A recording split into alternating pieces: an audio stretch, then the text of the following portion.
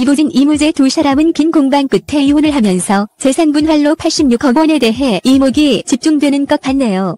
정확한 이혼 사유는 나타나지 않았지만 두 사람에 대한 모든 내용을 정리해보았습니다.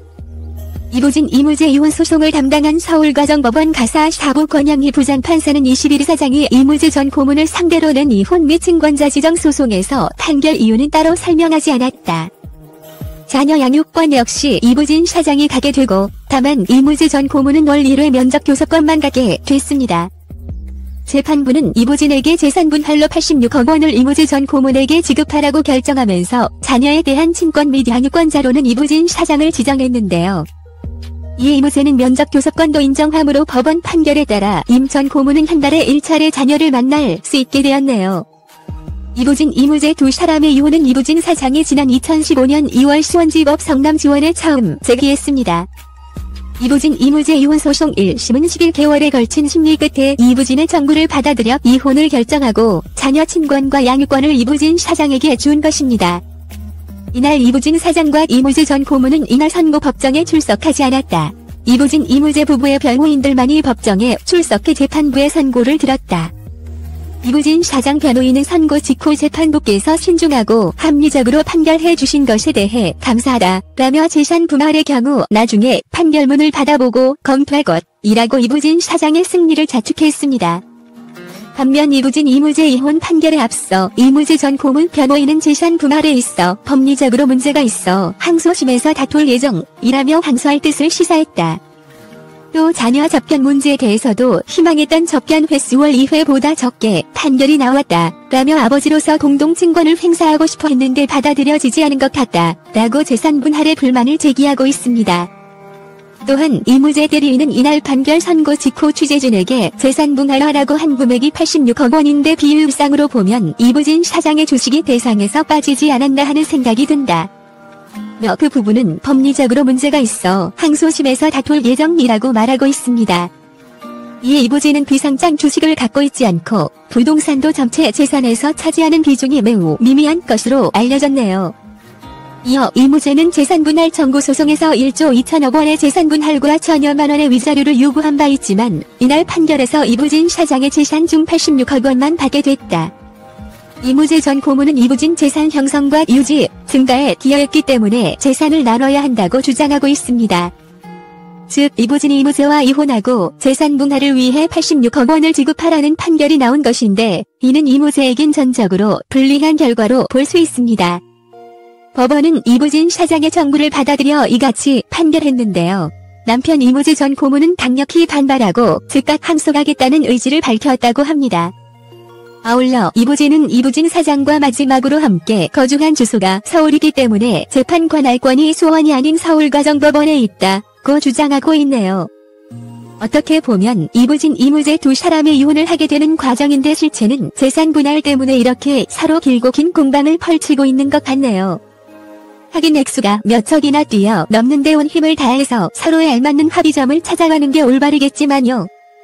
이보진과 이무재는 지난 1999년 8월 하여 2014년 10월 이건희 총회장이 쓰러지고 의식불명에 이른 후 이보진 사장이 이무재 전 고문을 상대로 이혼 조정 및 친권자 지정 신청을 수원지법 성남지원의 이혼 소송으로 처음 이어지게 되었는데요.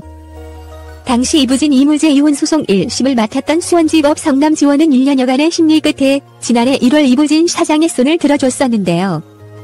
1심 판결로 인해 친권과 양육권은 이보진 사장에 들어갔으며 이무재 전 고문에게는 지금 판결과 똑같이 월 1회 면접 교섭권이 주어졌다. 그러나 2심 재판부인 수원지법 가사항소 2부는 지난해 10월 이무재 전 고문 측의 관할권 위반 주장을 받아들여 1심 판결을 취소하고 사건을 서울가정법원으로 이송하라고 판결했다.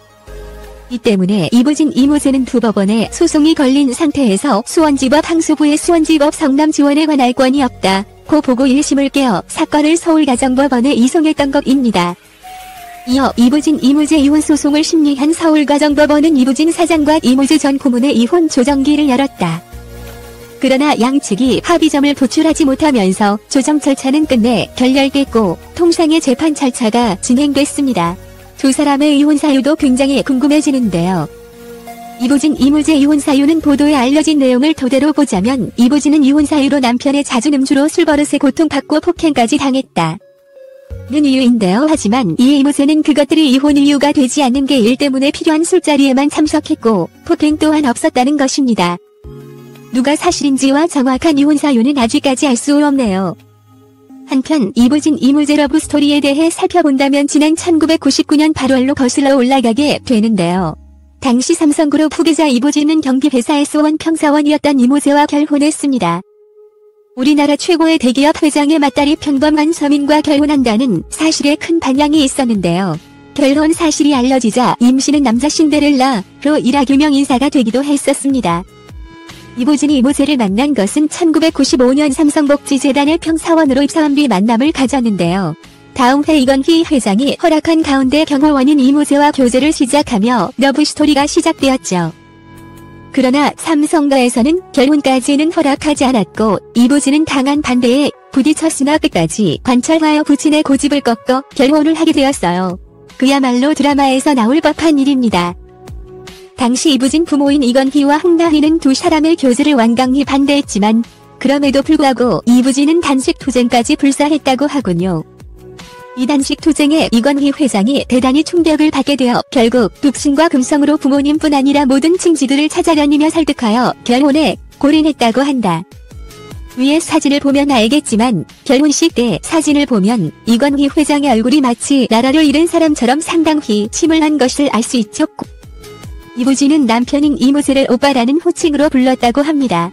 또한 결혼 직후에는 남편이 된 이무재가 동아일보 가문 출신인 둘째 사위이자 자신에게는 제부가 되는 김재열과는 다르게 삼성 내에서 입지가 좁고 의도적으로 무시하는 듯한 태도를 보인다고 생각한 이보진이 삼성가 모임에서 내 남편 무시하지 말라고 소리질렀다는 얘기도 전해지고 있습니다. 여기까지는 두 사람의 결혼 스토리가 너무 좋아 보였습니다. 그런데 이보진과 이무재가 이혼 소송을 벌이고 있을 때 이무재가 스스로 밝힌 사실에 따르면 이러한 러브스토리는 삼성 홍보실에 의해 조작된 것이라고 합니다. 이무재는 이건희 회장과 이보진의 경호를 맡은 경호원으로 일했었다고 하는데요. 이보진의 경호를 맡았을 할 때 이보진은 몸이 안 좋아 늘 자신을 곁에서 수행하던 이무재에게 심적으로 많이 의존했다고 합니다. 그러다가 둘의 관계는 연인 관계로까지 커졌는데 연애를 하면서도 이무재 본인은 자기 집안과 이보진의 집안 차이가 워낙 넘사벽이었던 터라 결혼할 엄두는 전혀 못 냈고 오히려 관계를 조용히 마무리하기 원했었다는데요. 그런데 이건희 회장이 둘의 결혼을 추진했다고 합니다.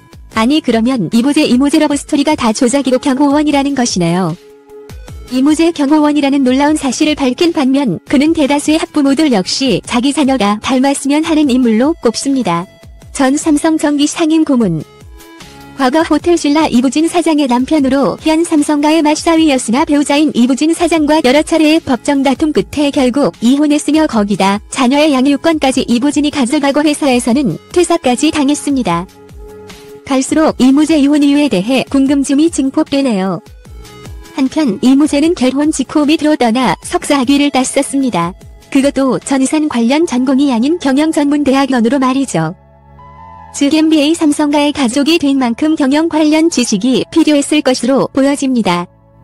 능력에 버거운 유학 가는 과정이 너무 힘들어 극도의 스트레스로 2차례 자살 기도를 했지만 아내 이보진이 발견하고 살려냈다고 합니다.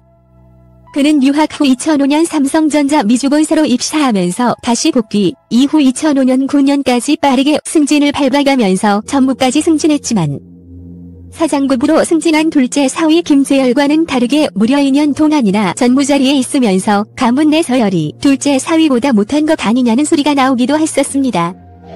또한 이무재는 그분의 위상과는 별개로 원래 순대국을 좋아하는데 결혼 후 아내가 냄새 난다고 못 먹게 해서 먹지 못한다는 인터뷰를 한 것으로 보아 극심한 집안 차이로 인하여 일상생활 속에서 부부 간에 소소한 트러블이 많았음을 짐작할 수 있습니다. 이런 사소한 것도 이혼 이유에 다 포함되었겠지요. 이무재는 기억한 정략 결혼이 아닌 본인들이 선택한 결혼인 만큼 결혼 이후에도 부부 궁합은 좋은 모양이었나 봅니다. 결혼식장에서 이건희 내외를 제외하면 시종일관 이무재와 이보진만큼은 싱글벙글했다고 합니다. 이보진이 결혼 전에 이건희 회장에게 줄기차게 이무재 성격을 어필했다는 뒷이야기도 있는 것을 보면 인성은 좋은 것 같습니다. 겸손하고 남의 이야기를 경청하는 성격이라 독립적이고 여장부 같은 이보진과 잘 맞는 편이라고 하더군요. 한편 이보진 이무재 이혼 사유는 임 고문이 술을 마신 뒤 수차례에 걸쳐 이보진 사장에게 폭력을 행사했다는 이혼 이유가 있는데요.